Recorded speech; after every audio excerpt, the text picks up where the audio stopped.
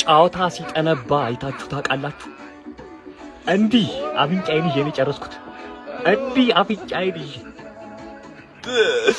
በዚህ ልክ አለመቻል ይቻላል? አላቅም።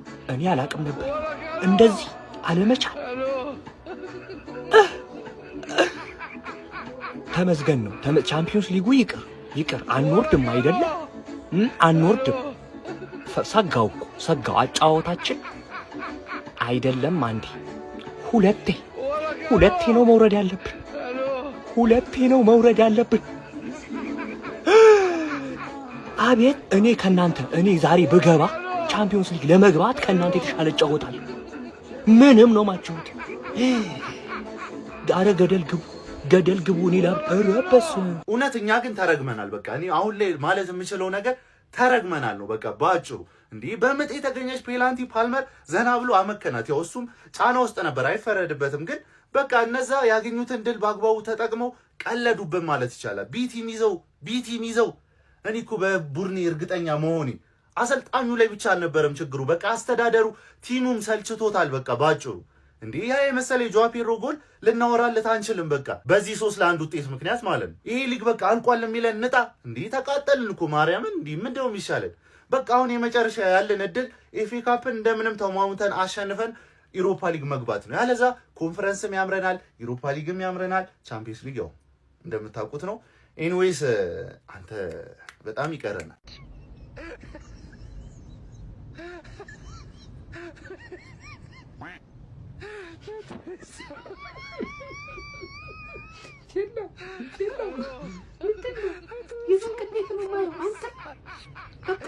በአውሮፓ መድረክ መወዳደሩን ታውቆ ማለት ነው። ይሻለኛል ይሄ ያልኩ ታውቅ በቃ ማለት ነው። ኳስ ይቀርብኛል።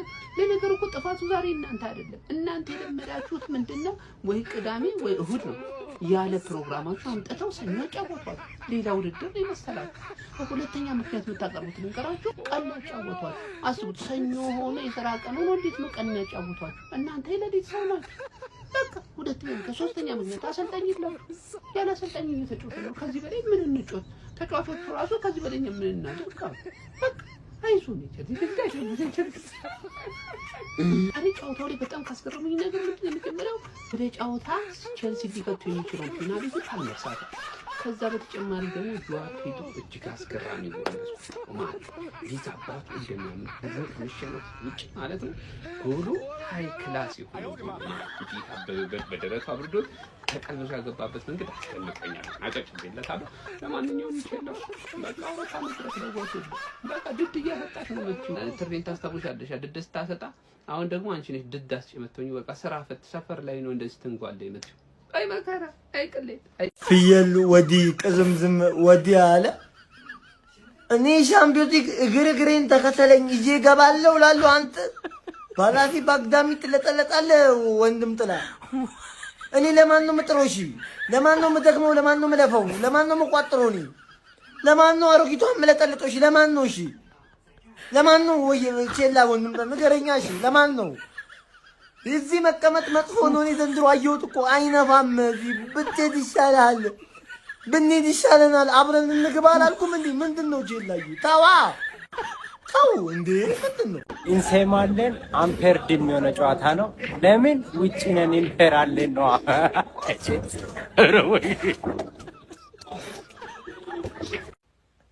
ሻምፒዮንስ ሊግ መግባት አንፈልግም ኤፍሲ ሆኗል። በደሃኒያለም ሲጀምር እኔ እግዚአብሔርን ነው የምላችሁ ቼልሲ 10 ሰዓት አልነበር። እኔ አንድ ተኩል ነበር የመሰለኝና በጣም ከረፈደ ነው ጨዋታ የደረስኩት። ፓልመር ፔናልቲው ሲስት ነው የደረስኩት። ማን ይሄ ቲም ምን እየሆነ ነው? ከዚህ በኋላ ከቼልሲ ምን ነው የምንጠብቀው? እኔ ሶፊ ራሱ ዛሬ ቼልሲ ከተሸነፈ ይፈልጋችሁ እንቀጣለን። አንተ ፎረስት ገብሬና አንተ በጣም የሚያስጠላ ቲም እኮ ነው። እኔ እንዴት ይናገር? አንተ ቻምፒዮንስ ሊግ በይሳት አንተ ወይኔ ተስፋ በቃ ቻምፒዮንስ ሊግ ላገቡ ነው። አሁን 3 ጌም ነው የቀረው። በቃ ምንም አይፈጠርም ማለት እኮ ነው። ደግሞ ከቼልሲ ደግሞ አስባ ምን ብለን እንጠብቅ? እኔማ አሰልጣኞቹ ዛሬ በእርግጠኝነት ዊን ያስደርጋቸዋል ብዬ ጠብቄ ነበረ እንዴ።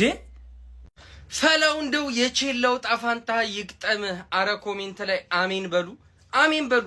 ቼላው በዚህ በጠራራ ፀሐይ አሁን እንደው ስጥት ትደረጋለህ። በቀን በሰኞ ምድር መተህ አረ ኖቲንጋም ፎረስት ተቀየረባቸው ነው የምላችሁ። ኮል ፓልመር ለነገሩ ፔናልቲውን ቢያይስት ወደ ጨዋታው የመመለስ ትልቅ እድል ነበራቸው። ለማንኛውም የማታውን ጨዋታ እንዴት ነው እየተቋጠረለት ነው ወይ? ለፍሬ እንዳታስብ አባቢ። የማያስብ ሰው አንዳንድ ቁጥር ይጻፍልኝ። የማታው ጨዋታ ይበለን አባቴ። ቢስሚላ ፋሚሊ እውነት ቸልሲን የሚያክል ትልቅ ክለብ እንደዚህ ሆኖ ማየት በጣም ነው የሚያመው። እነዚህ ልጆች ሲጫወቱበት ማየት የማንም ህፃናት መጫወቻ ሲሆን ማየት በጣም ነው የሚያመው። እንግሊዝ አለኝ እኮ የምትላቸው ክለቦች ትልቁ አንዱ ክለብ ነው እንግዲህ ከምትኮራባቸው ክለቦች ትልቁ ግዙፍ ታሪክ ያለው የዋንጫዎች ባለቤት ነው። እንደዚህ ሲሆን ግን ማየት በጣም ነው የሚያመው። ቢስሚላ እንዴ ፔድሮ አሁን ክረምት ላይ ፈረም እኮ አይመስልም። እሱ እንደውም ውብ ጎል አስቆጠረ። እንደውም እሱ ብቻ ነው ሲጥር የነበረው ሰዎች ያ8 ቁጥርና ፓልመር እንዴት የቡርኑ ፈላጭ ቆራጭ ራሳቸውን በቃ በሻምፒየንስ ሊግ ፕሪሚየር ሊግ ምናምን የሚሰጡት ነው የሚመስሉት እኮ ሲለጠጡ። እሱ 20 ምናምን ጎል አስቆጥሯል በዛ ዓመት ለቸልሲ። ክረምት ላይ መጥቶ እንደ የቸልሲ አካዳሚ ነው የሚመስለው። እንደውም ለቸልሲ ሁሉ ነገር ሲያደርግ ነበር። ተከላካዩ እኔ እኮ ማግባት ካልቻለ እንዴት በቃ ወይ መከላከል ጥሩ አይሆንም። ነጩም ጥቁሩም አንድ አይነት ናቸው። ደግሞ አንድ አይነት እኮ በከለር ነው የሚለያዩት እንጂ ያችን ጎል ፓልመር እንኳን ቢያስቆጥራት ሰዎች በቃ ተርኒንግ ፖይንት ለመነሳት ይጠቅም ነበር ብዬ አስባለሁ። ጃው ፔድሮ ግን ይችላል። በቃ የሚገርም ጎል ነው ያስቆጠረው። ቲያጎ ሲልቫ ራሱ ተገኝቶ ነበርና ዛሬ በጣም በቃ አዝኖ ነበር። እሱ በነገራችን ላይ የቸልሲ ሌጀንድ ነው።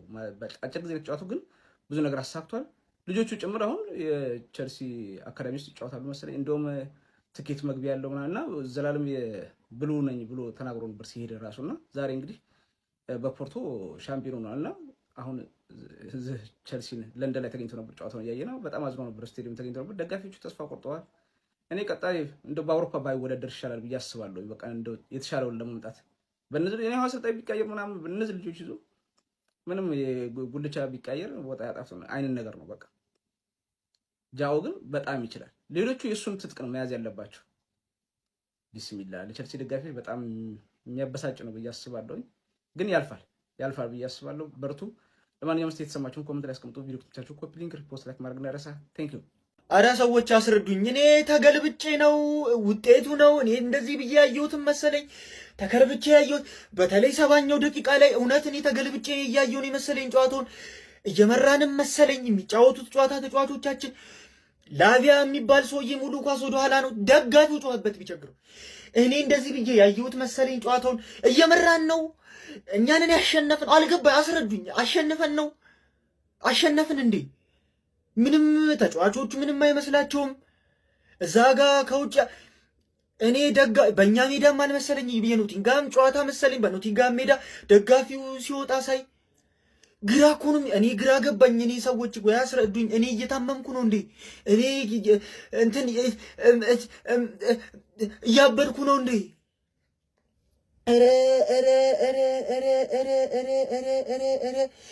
ወይኔ ቆይ እስኪ አንድ ወንድ የለም እንደ ቼልሲ ቤት ቶሲን እንደዚህ ረዝመህ እንዲህ ያክልህ ከዛ የአየር ኳስ እንድትወርድ ነው የገባኸው። እንደ ሰለሜ ቂጥቂጡ ስር ትላለህ ጭንቅላትህ ላይ። ወይኔ ከአንተ ኮልዊል ኤሴል ተጎድቶ ይሻላል። ኤሴል ተጎድቶ እንደዚህ እያነከሰ ገብቶ እሱ ካንተ ይሻላል እንዴ? እንትና ቻሎባ እኮ ካንተ ይልቅ እሱ ነው እኮ አየር ኳስ ሲያበርድ የነበረው። ምንድነህ? ለምንድን ነው የምትጫወተው?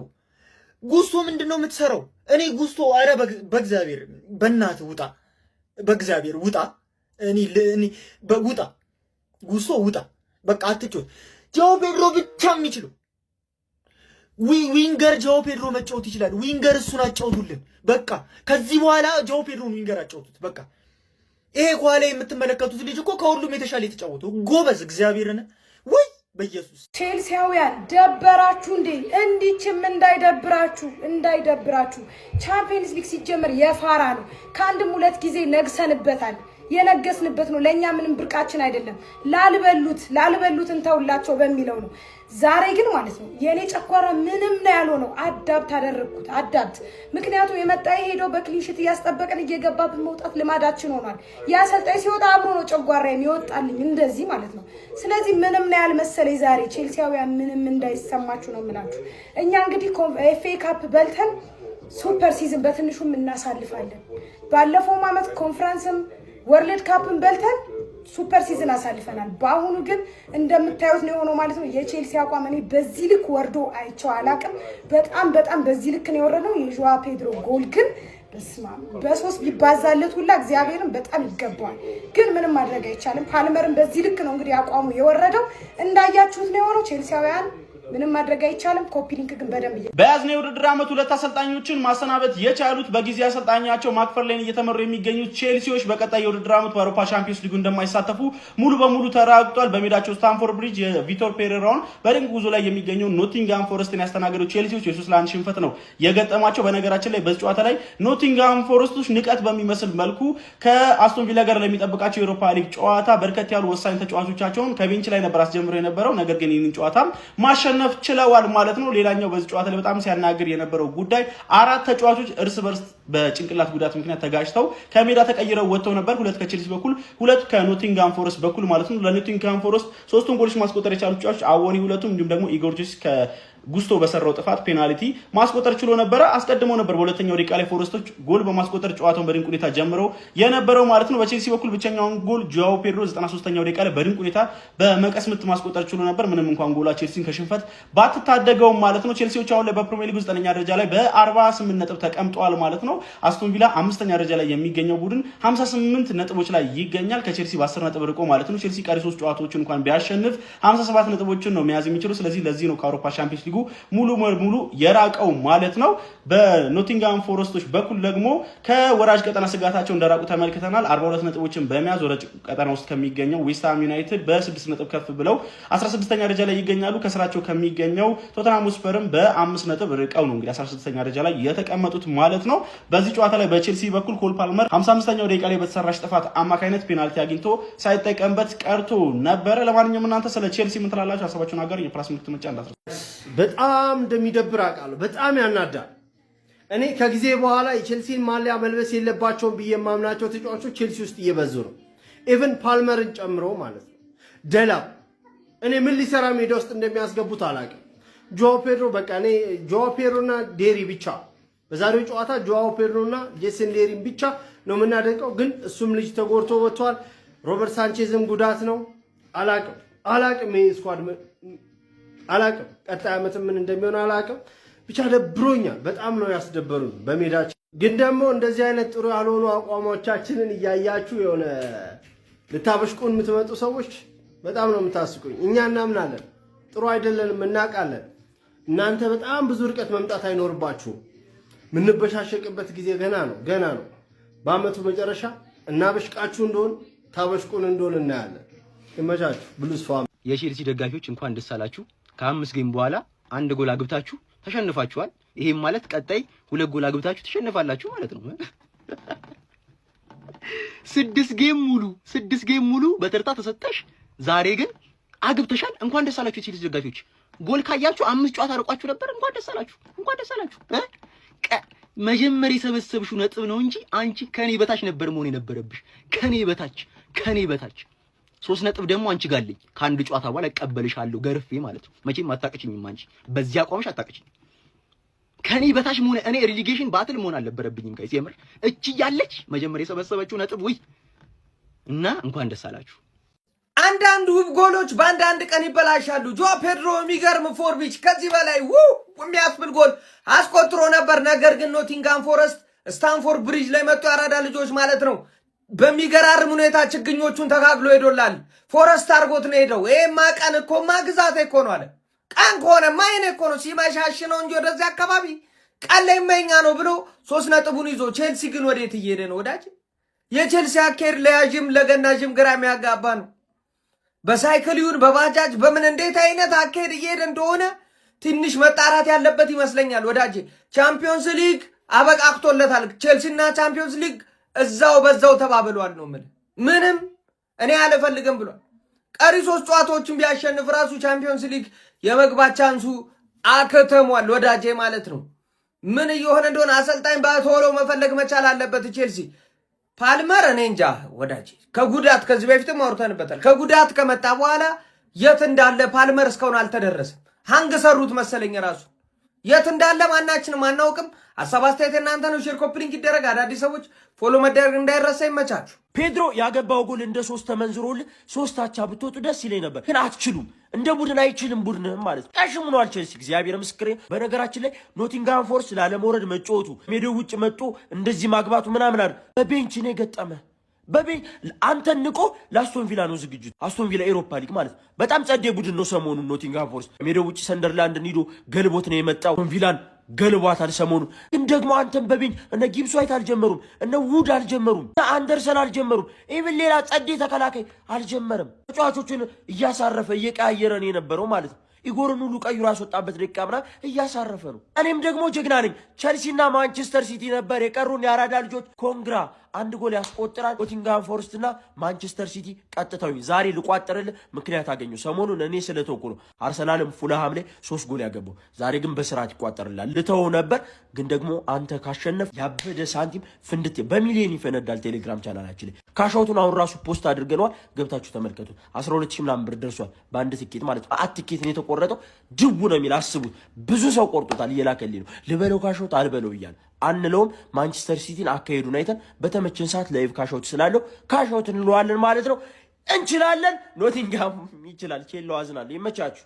አዎ እኔም እንደዛ ነው ድንግጥ ያልኩት። እኔም እንደዛ ነው የደርገገነ ላይቭ ሶከር ክርስቶስን ግብት ትላለህ 3-0 እኔ አሁን የገባሁትና አላየሁም ጨዋታው። ምን አባወለ አንተ ቼልሲ አዲስ አሰልጣኝ ያስፈራዋቸው አልተባለም እንዴ? በቃ የቻምፒየንስ ሊግን ምን ልታጣው ነው? እንዲሁ እያየን በቁም ኮፒሊንግ ጋይስ አካውንት የተመቷል። አካውንት የተመቷል። እንደ ቼልሲ ቲም ነው የተመታው። አንተ በስማሙ ላስት ፓስ 5-6 ጌማችሁ እኮ ሉዝ ነው። ቀይ በቀይ እግዚአብሔርን በጣም ደባሪ ነው። አም ሶሪ ለቼልሲ ደጋፊዎች ፎር ቼልሲ ፋንስ አም ሶሪ። እና ሌሎቻችሁ ደግሞ ምሽታችሁን አደራችሁን ከቤት እንዳትወጡ። ዛሬ ሀገሪቷ ሰላም አትሆንም በእርግጠኝነት። የዛሬው ሃንግማን ይለያል። ያራዳ ልጆች ፕሪሚየር ሊግ 5 ተከታታይ በክሊንሺት ነበር የተሸነፈ። ዛሬ ጎል አገባ። የምሬ ነው። ቼልሲ የምሬ ነው። ወራጅ ቀጠና ይወርድ ነበር። የምሬ ነው። ድሮ ነጥብ ባይሰበስብ ወራጅ ቀጠና ይወርድ ነበር። በእውነት የምሬ ነው። ዘጠነኛ ያለ ጋይስ ኢቨን ሊድስ ይደርስበታል፣ ኤቨርተን ይደርስበታል፣ ፉላም፣ ሰንደርላንድ ምናምን ይደርሱበታል። ሶ ቼልሲ ዘንድሮ ከምንም ሳይሳተፍ ሊጨርስ ነው ማለት ነው። የቼልሲ ደጋፊዎች በጣም ችግር ነው። የምሬ ነው። ቼልሲ የተቀመጠበት ደረጃ ልክ ነው ብዬ አላስብም።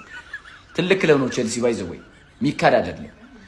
ግን አየው በአሰልጣኝ ምክንያት አሰልጣኝ በተቀያየረ ቁጥር አያቸዋል የሚመጣውን ሳይድ ኢፌክት እና ዛሬ ጎል አገባ። ቢያንስ በክሊንሺት 6 ተከታታይ የፕሪሚየር ሊግ ሽንፈት ነው ጋይስ። 6 ተከታታይ የፕሪሚየር ሊግ ሽንፈት በጣም ከባድ የምሬ ነው።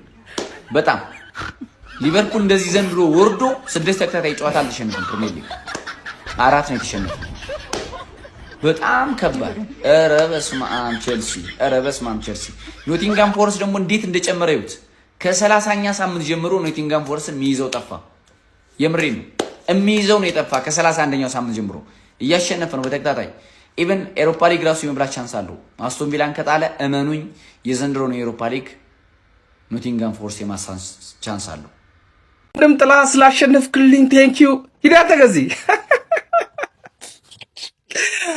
ስማ አንተ ክለብን ሳታቅ ዝም ብለህ ፍሬን አታሰቃየው። እዚህ በቃ እየቋጠርክ ማለት ነው። ቼልሲ ቀልደኛ ቲም ነው። ትለጠለጣለህ። በእናንተ ቤት እኮ በቃ ምን የሆነ ነገር ተስፋ። እድለኛ ናችሁ በጊዜ እንደዚህ ያለመበላሸታችሁ እንጂ በሚኮ ቦታ ነበር የምትገኘው። ለሚኮም አሁን ሌላ ጣጣ ተረፋችሁለት። አሁን ለእናንተ ቋጥሮ የሆነ ነገር አገኛለሁ ብሎ ነበር። ወንድም ጥላቴ እንጊዮ ኩርደታው ቼልሲ በለው ቼሎ ይችላል። ጎል አስቆጠረ እኮ እናንተ እንዴ! 6 ጨዋታ 5 ጨዋታ በተከታታይ ማለት ነው ጎል ሳያስቆጥር ነው ሰው።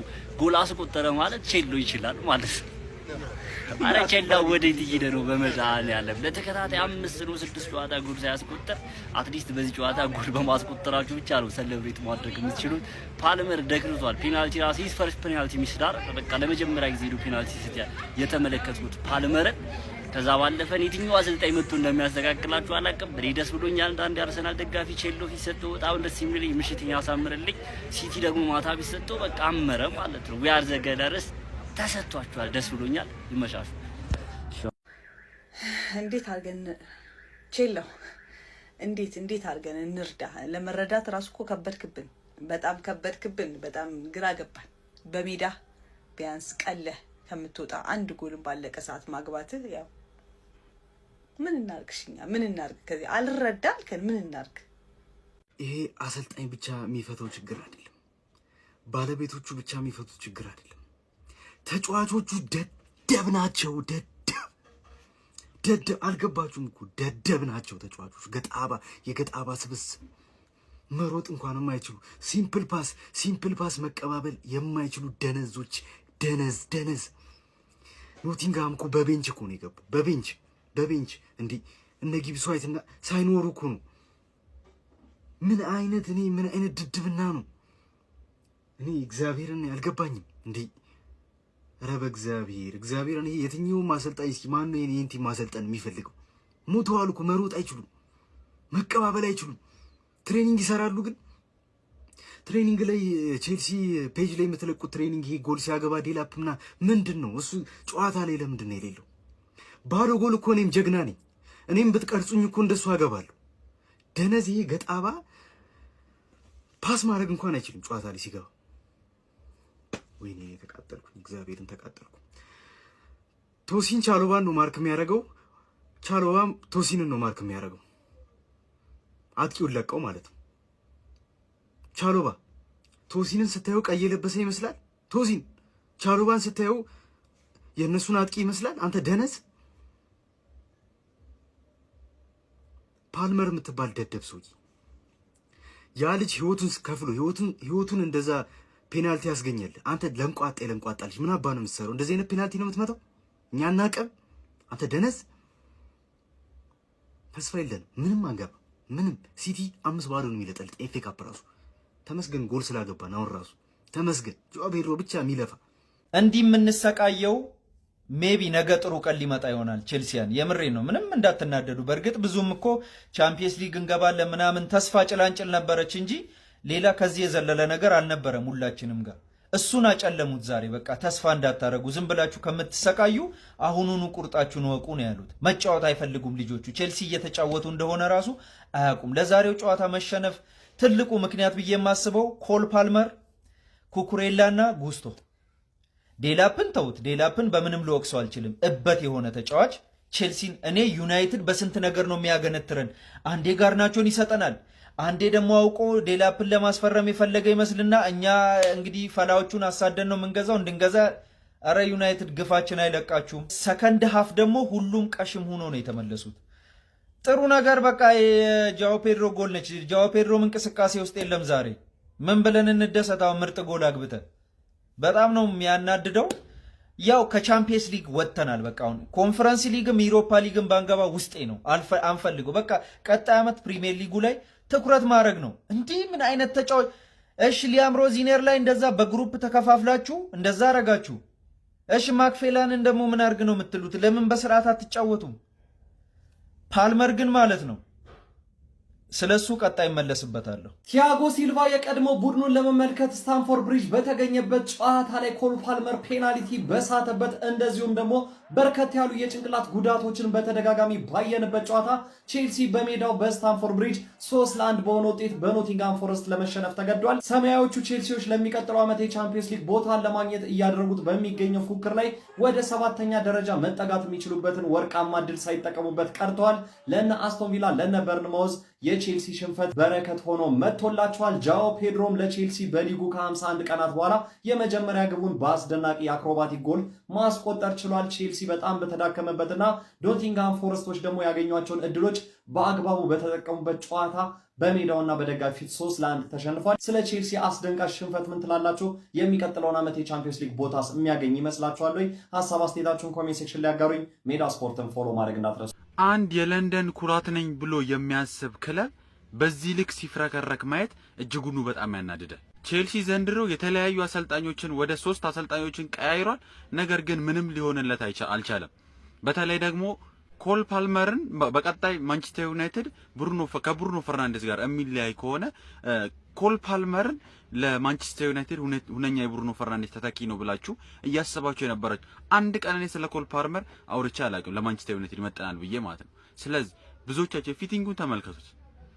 ይሄ እንኳን ለማንቸስተር ዩናይትድ ብሩኖ ሊተካ ይቀርና ማለት ነው በዚህ ግሽጣራ ቡድንህ እንደዚህ እየተመራ 3-0 እየተመራ ፔናልቲ እንዴት ነው የምትሰጠው? ኧረ በስመ አብ! በጣም የሚያናደድ የለንደን ኩራት ነኝ ብሎ ከሚያስብ ቼልሲ ይሄ ውጤት አይገባውም ብዬ አስባለሁ። ወይስ ተባብራችሁ ቶተንሃምን ለማውረድ ነው? አልገባኝም። እስቲ ጨዋታው ላይ ምን ተመለከታችሁ? ኮሜንት ሴክሽን ላይ አስቀምጡልኝ። የቼልሲው አሰልጣኝ ያለውን ብትሰሙ ማለት ነው በጣም ነው የምትገርሙት። የምሬን ነው የምላችሁ ማለት ነው። የሽንፈታችሁ ምክንያት ምንድነው ይባላል? ምን ብል ጥሩ ነው አሰልጣኙ ማለት ነው በቀን መጫወታችንን አላለም።